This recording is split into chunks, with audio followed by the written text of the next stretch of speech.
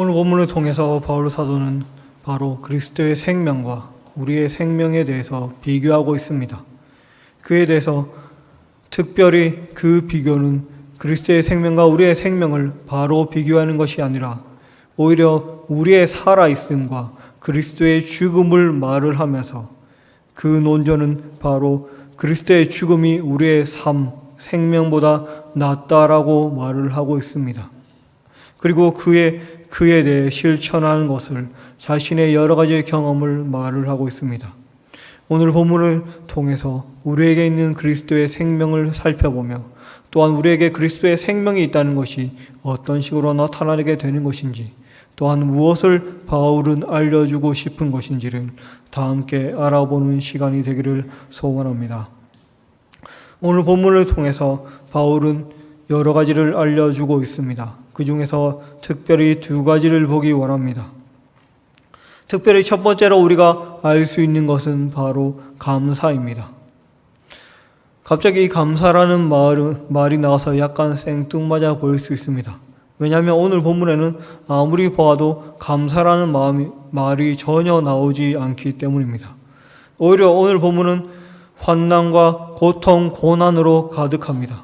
정말 이 본문을 묵상하다 보면 바울이 당한 고난과 또한 우리가 이 세상에서 살아가야 할 것이 적나라하게 나오기 때문에 더욱더 힘들게 됩니다. 그리고 그 속에서 주의 은혜를 느끼는 본문이라 할 수 있습니다. 그런데 어디에 고난이 감사가 있을까요? 8절과 9절이 바로 그 감사라 할 수 있습니다. 바로 우겨싸움을 당하고 답답한 일을 당하고 박해를 받고 다른 사람에 의해서 넘어지지만 단 한 번도 쉽고 편하게 복음을 전한 적이 없습니다. 하지만 오히려 이 바울은 이 모든 고난을 원망치 않고 감사하고 있습니다. 그리고 이 감사의 시작은 바로 7절입니다. 7절에 나오는 질그릇이 바로 감사의 시작입니다. 바울은 보배라는 표현을 쓰고 있습니다. 이 보배는 바로 6절에서 말한 것입니다. 예수 그리스도의 얼굴에 있는 하나님의 영광을 아는 빛, 쉽게 말해 복음이 바로 보배임을 말을 하고 있습니다. 하나님의 영광을 아는 빛, 우리에게는 결코 허락되지 않았던 그 영광의 빛이 우리에게 있다는 것, 그것이 정말 아름답고 가치로운 것임을 바울은 말을 하고 있습니다. 그러면서 그 보배가 이 흔해 빠진 질그릇에 있다고 표현하고 있습니다. 하나님께서는 이렇게 귀중한 보배를 흔하디 흔한 그릇에 두셨습니다. 바로 흔한 우리에게 주셨습니다. 그를 통해서 하나님은 하나님의 능력과 영광이 얼마나 큰지를 보여주고 있습니다. 우리가 이 세상에서 환난을 당해도 별 상관이 없습니다. 왜인지 아십니까? 우리보다 우리 속에 있는 하나님이 더욱더 크시기 때문입니다. 이 하나님은 이 세상보다 크십니다. 이 세상보다 크신 하나님이 그 보배가 우리에게 있기 때문에 우리의 환난은 아무것도 아닙니다. 그리고 질그릇 같은 우리에게 이 보배를 담음으로써 우리 역시도 그저 질그릇에 끝나는 것이 아니라 보배가 되었음을 바울은 알기 때문에 그에 대해서 감사하고 있습니다. 그렇기에 8절과 9절을 통해서 그 감사의 태도가 나타나고 있습니다. 처음에 8절에 사방으로 우겨싸움을 당한단 말은 사방에서 짓누른다는 말입니다. 즉 사방에서 억누르고 압박을 하고 있다는 뜻입니다. 그래서 우리말에는 쌓이지 아니하며라고 되어 있지만 원래 뜻은 으깨지지 아니한다라는 말입니다. 원래 위아래에서 옆에서 계속 누르면 어떻게 되겠습니까? 으깨어져야 됩니다. 원 형태를 잃어버려야 합니다. 하지만 바울은 으깨지지 않는다고 말을 하고 있습니다. 어떻게 해서 으깨지지 않습니까? 이것은 방금 바울이 말한 7절의 표현과 상반됩니다. 질그릇은 왜 흔합니까? 쉽게 만들고 또 쉽게 부서지기 때문에 흔합니다. 쉽게 만들 수 있지만 조금만 관리 잘못해도 조금만 땅에 떨어져도 깨지는 것이 질그릇입니다. 이렇게 쉽게 깨어지는 질그릇이 하지만 이 모든 압박에서 버티고 있다고 고백하고 있습니다. 그리하여 답답한 일에도 낙심하지 않고 박해를 당해도 벌어지지 않고 거꾸로 뜨림을 당하여도 멸망하지 않는다라고 바울은 고백하고 있습니다. 이 8절과 9절에 쓰이는 단어들의 공통점이 무엇인지 혹시 아십니까? 그것은 문법적인 용어로 이 모든 단어들이 수동태나 중간태로 쓰이고 있다는 겁니다. 쉽게 말해서 당하고 있다는 표현입니다. 즉 박해를 사방으로 오겨쌈을 당하고 있고 그리하여서 으깨지지 않음을 당하고 있습니다. 그래야 답답한 일을 당하고 있는데도 낙심되는 것을 당하지 않고 있습니다. 박해를 당하고 있어도 버림받는 것을 당하지 않고 있습니다. 거꾸로 뜨림을 당하여도 망하게 되는 것을 당하지 않는다라고 바울은 고백하고 있습니다. 어떠한 고백일까요? 바로 주체가 내가 아니라는 것입니다. 이 모든 것의 주체는 내가 아니다. 바로 세상이 나에게서 압박을 하지만 또한 이 압박을 견디는 것도 내가 아닌 하나님께서 하신다는 고백입니다. 그렇기에 이 바울의 담담한 고백은 감사가 될 수 있습니다. 누가 이러한 고난 속에서 이렇게 담담하게 서술하고 할 수 있겠습니까? 특히 이것은 뭔가 지금 당하고 있다는 뉘앙스로 쓰여져 있습니다. 우리말에는 드러나 있지 않지만 헬라어에는 그런 지금도 당하고 있다는 뉘앙스가 다 적혀져 있습니다. 지금도 이러한 꼴을 당하고 있지만 지금도 우리는 버티고 있다. 아니 내가 버티고 있는 것이 아니라 내가 버팀을 받고 있다라고 바울은 말을 하고 있는 것입니다. 그를 통해서 내가 하는 것이 아니라 하나님께서 하는 것임을 나타내고 있습니다. 그리고 이 모든 고백은 바로 그렇기에 감사로 이어질 수 있는 것입니다. 우리는 우리가 주도적으로 하는 것을 좋아합니다. 그리고 우리가 한 일에 대한 대가, 명예, 인정을 받는 것을 즐깁니다. 하지만 반대로 바울은 당하고 있는 것에 감사하고 있습니다. 왜냐하면 이 당함을 통해서 하나님의 복음, 그 보배가 빛나고 있기 때문입니다. 원래라면 질그릇에 가려져야 할 그 보배로운 빛이 이 모든 고통과 환난을 통해서 드러나고 있습니다. 그렇기에 바울은 감사하고 있습니다. 자신이 드러나는 것이 아니라 하나님이 드러남으로써 내 약함이 가려지고 오히려 내 약함조차도 하나님의 빛 속에서 함께 빛나고 있습니다. 그렇기에 바울은 감사하고 있습니다. 감사는 언제 하는 것입니까? 바로 주님이 드러날 때 하는 것입니다. 그래서 우리는 범사에 감사할 수가 있습니다. 이 흔한 질그릇을 통해서 역사하신 주님께서 또한 범사 이 흔한 일에 드러나실 것이기 때문에 우리가 감사할 수 있습니다. 우리가 얻는 것, 우리가 주도적으로 하는 것은 결국 빼앗기고 사라져 버립니다. 그래서 그것이 없어지면 더욱더 초라해집니다. 하지만 하나님으로 말미암아 얻는 것은 결코 없어지지 않습니다.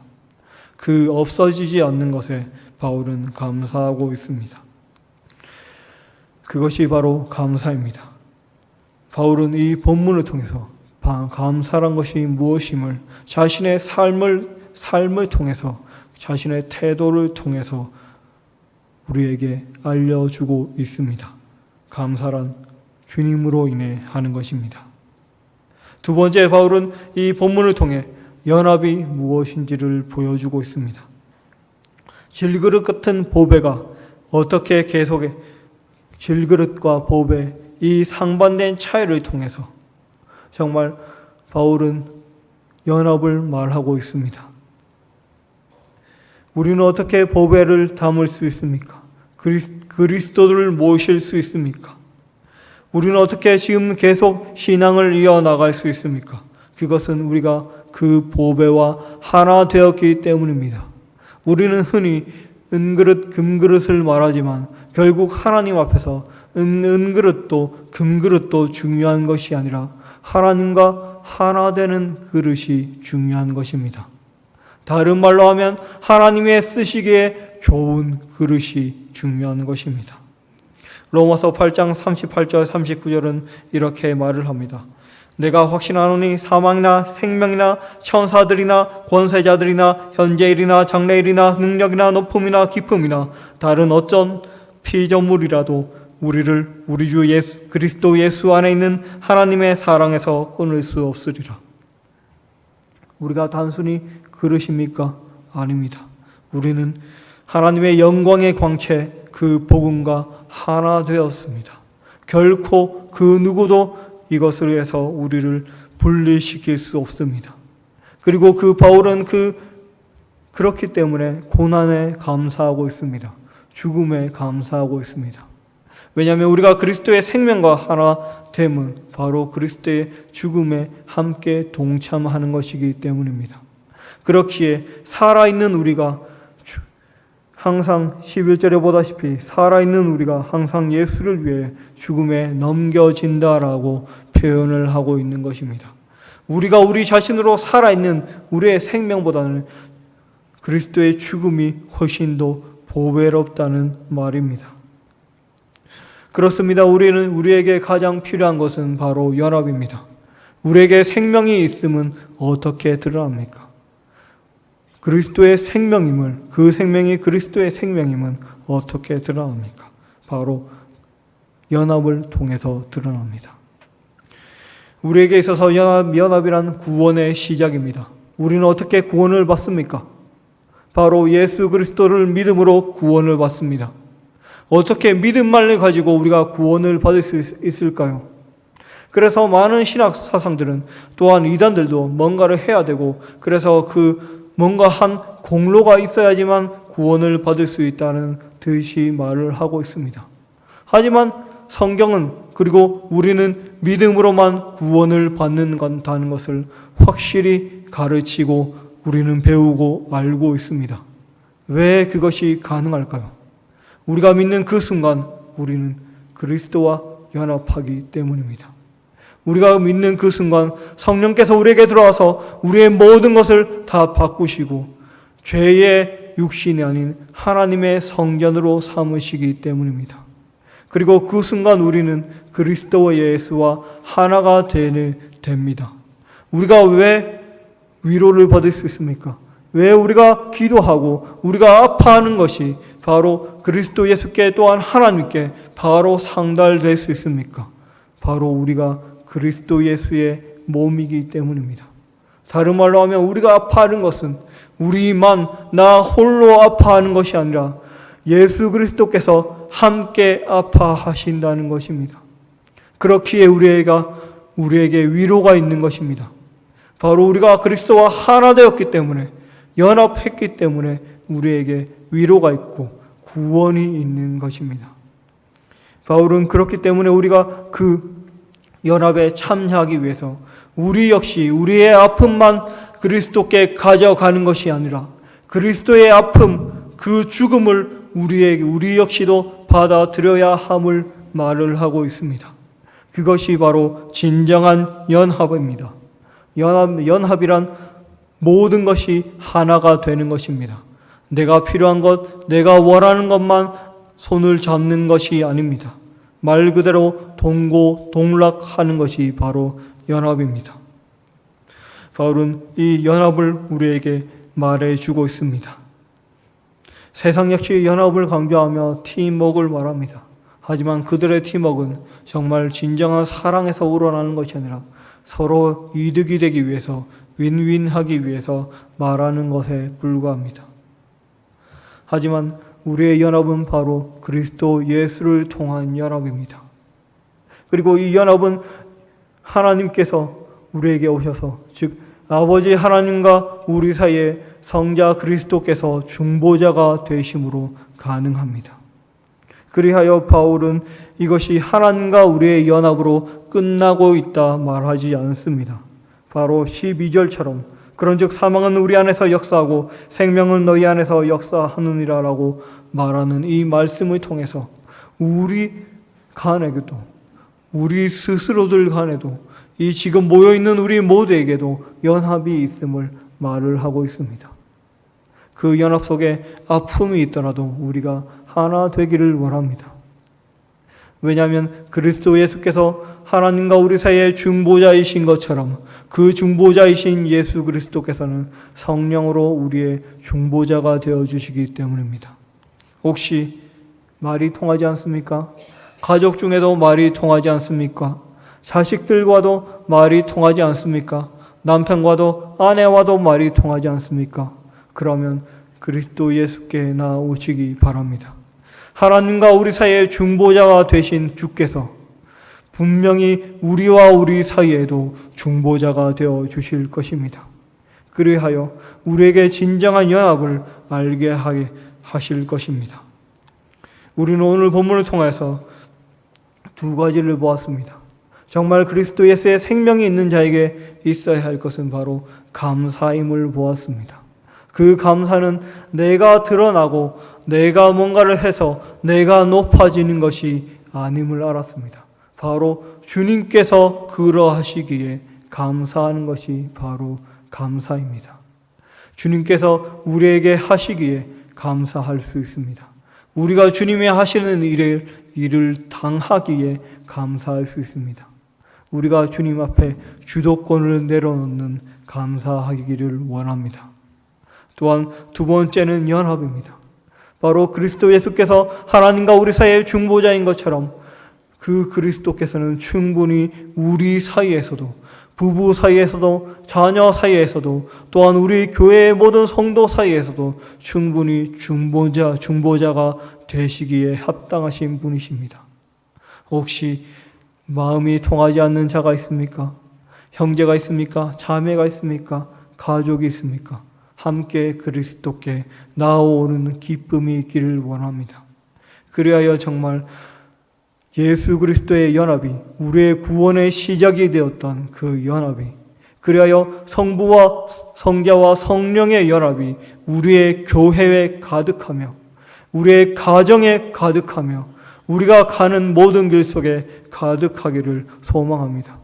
그래서 우리를 보는 모든 사람이 우리의 모습 속에 있는 그리스도 예수의 모습을 보며 하나님과 성자와 성령의 연합을 보며 그 연합을 부러워할 수 있는, 우리가 그렇게 이 세상의 소금과 빛으로 살아갈 수 있는 우리 모두가 되기를 주의 이름으로 소원합니다.